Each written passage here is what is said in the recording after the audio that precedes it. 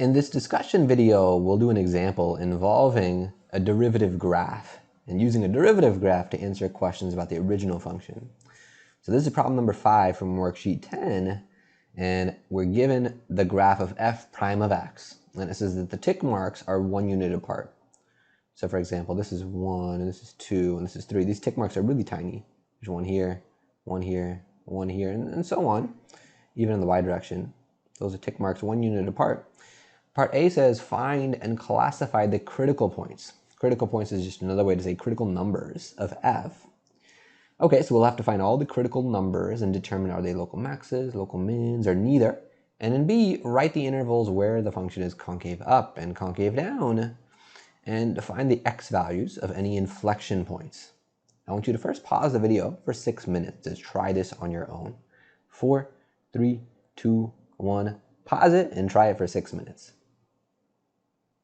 Alrighty, so hopefully you did that. Hopefully you paused it and tried it for about 6 minutes. Let's talk about it together. So for critical numbers, I need to figure out when is my derivative equal to 0 and when is it undefined. So this is the graph of f prime of x. So I'm not going to be looking for the places where this is a horizontal tangent line because this is already the derivative graph. I just need to know, well, when is this function 0? When is the y value of this function 0? And that happens at a few places. It happens, let's see, it happens here. The y value is 0 here, and it's 0 here. So f prime of x equals 0 when x is negative 2, 0, and positive 2. I also need to figure out when is my derivative undefined. But looking at this graph, this is the derivative graph, there's no place that this is undefined. Because even at these edges, we kind of assume this means, oh, the graph continues forever in this direction, forever in this direction. So the derivative is never, it is never undefined. Okay, so for our critical numbers, there's just 3 of them.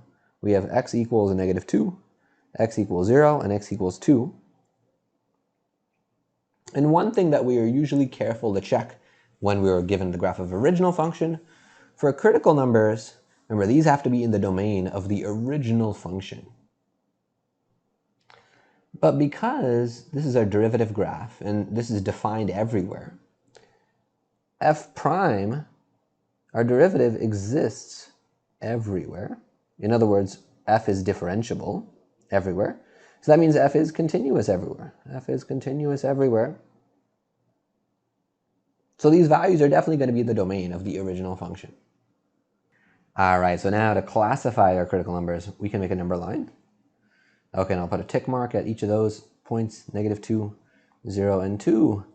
And I need to keep track of my derivative and see what that tells me about the original function. And from looking at the graph, on the left-hand side of negative 2, our derivative, so the derivative function is negative. These y values are negative. Okay, so our derivative is going to be negative over here. It was positive in between negative 2 and positive 2. On both of these, the derivative was positive. I'm just looking, because this is the derivative already, I'm just looking at the y values. So it's definitely, the y values are positive in between negative 2 and 0, and also between 0 and 2, the y values are positive. And then to the right of 2, the y values are negative. So I'm going to put a negative here in our sign chart.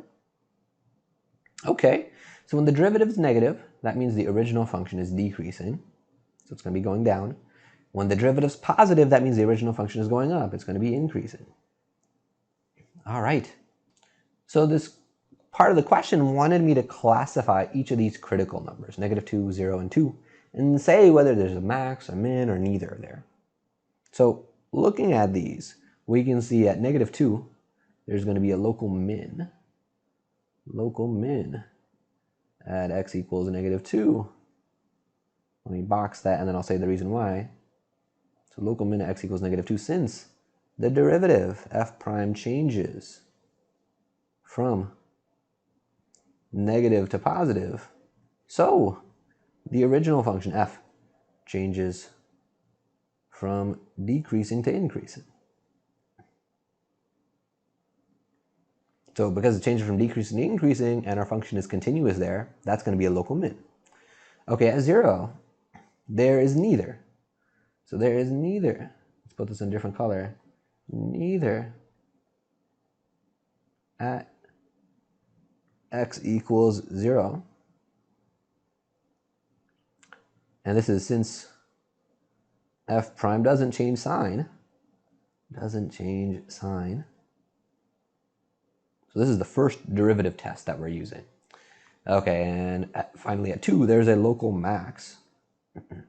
Local max at x equals 2 since, let me box that, local max at x equals 2 since our derivative f prime changes from, now it changes from positive to negative. So the original function f changes from increasing to decreasing. All right. So we are on to part B of the problem now. So in B, it asked about where is the function concave up, where is it concave down, and inflection points. Okay, so let's think about where f is going to be concave up. I'll just write CU for that. Remember, f is concave up if and only if when the second derivative is positive.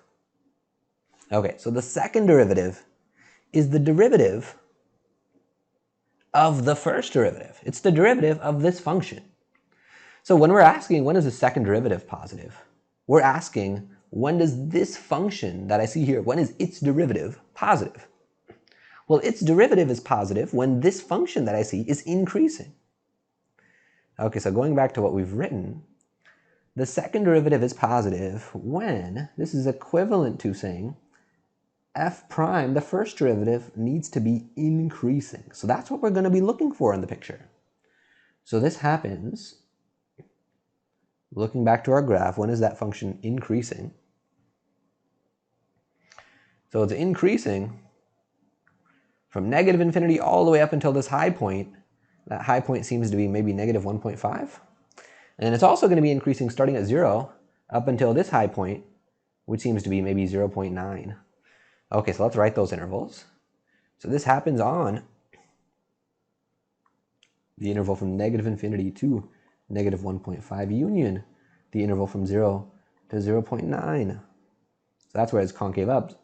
Similarly, f is concave down. Let me write CD if and only if the second derivative is negative,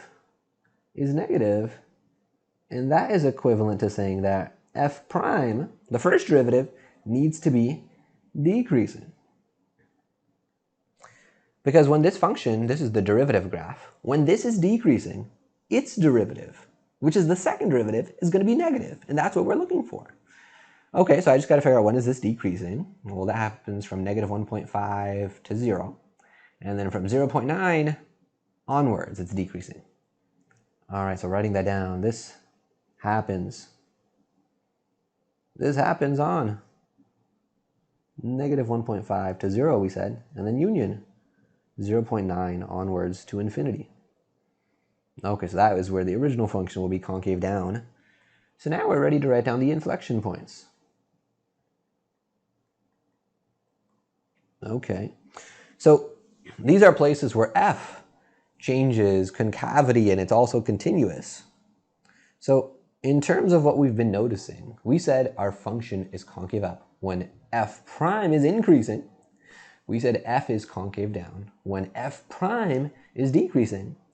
So we need to know when it sort of switches that, when the derivative switches from increasing to decreasing, or the derivative switches from decreasing to increasing. Okay, so looking back to the graph for that, well, that happens at negative 1.5, it changes from increasing to decreasing. It happens at 0, the derivative changes from decreasing to increasing.